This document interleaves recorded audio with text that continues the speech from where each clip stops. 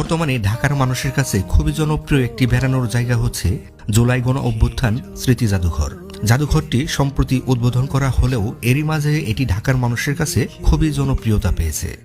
আজকে এই ভিডিওতে আমি শেয়ার করব আপনি কিভাবে এই জাদুঘরে আসবেন, কবে এবং কখন আসবেন, অর্থাৎ কবে এটি বন্ধ এবং খোলা থাকে, এবং টিকিট সংক্রান্ত তথ্য শেয়ার করব। জুলাই স্মৃতি জাদুঘর রাজধানী ঢাকার শেরেবাংলা নগরে অবস্থিত। পূর্বের প্রধানমন্ত্রীর বাসভবন, যেটাকে আমরা গণভবন নামে চিনতাম, সেটাকে জুলাই গণ অভ্যুত্থান স্মৃতি জাদুঘর হিসেবে তৈরি করা হয়েছে। চলুন প্রথমে টিকিট সংক্রান্ত তথ্য শেয়ার করি।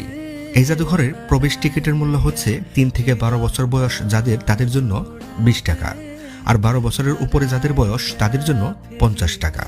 আপনি চাইলে জাদুঘরে এসে টিকিট নিতে পারেন, আবার চাইলে অনলাইন থেকেও টিকিট সংগ্রহ করতে পারেন। অনলাইন থেকে টিকিট সংগ্রহ করতে হলে আপনাকে যেতে হবে july36.gov.bd এই ওয়েবসাইটে।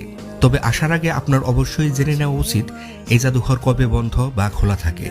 জুলাই স্মৃতি জাদুঘর শনি থেকে বুধবার সকাল 11টা থেকে সন্ধ্যা 6টা পর্যন্ত খোলা থাকে। শুক্রবার খোলা থাকে দুপুর 3টা থেকে সন্ধ্যা 6টা পর্যন্ত, আর বৃহস্পতিবার এই জাদুঘর সাপ্তাহিক বন্ধ থাকে। এর মধ্যে হয়তো টিকিট নিয়েছেন। চলুন এবার জাদুঘরের ভিতরে আমরা ঘুরে দেখি। জাদুঘরে প্রবেশ করলে প্রথমে বিশাল এই মাঠ দেখতে পাবেন। এটি পূর্বে হেলিপ্যাড হিসেবে ব্যবহার করা হতো। আপনি যখন জুলাই জাদুঘরের মূল ভবনের দিকে যাবেন, তখন রাস্তার পাশে দেয়ালে জুলাইয়ের এই গ্রাফিতিগুলো দেখতে পাবেন, যেগুলো দেখতে ভীষণ ভালো লাগছিল।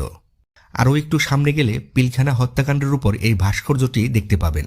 এর পাশেই রয়েছে বিশাল এই গণকবর। যদিও এটা আসল গণকবর নয়, এটি মূলত একটি গণকবরের প্রতীকী হিসেবে তৈরি করা হয়েছে। সামনে এগুলো আরও কিছু জুলাইয়ের ভাস্কর্য দেখতে পাবেন। অল্প একটু সামনে এগুলো আয়নাঘরের এই রেপ্লিকাটি দেখতে পাবেন।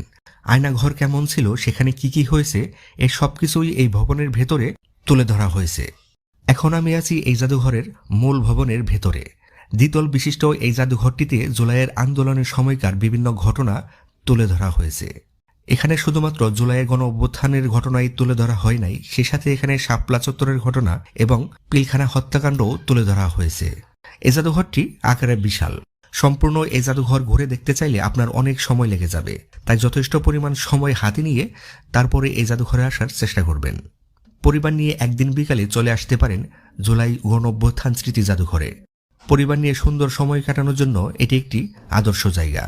আজকের এই ভিডিওটি এ পর্যন্তই। আবার দেখা হবে অন্য কোনো ভিডিওতে।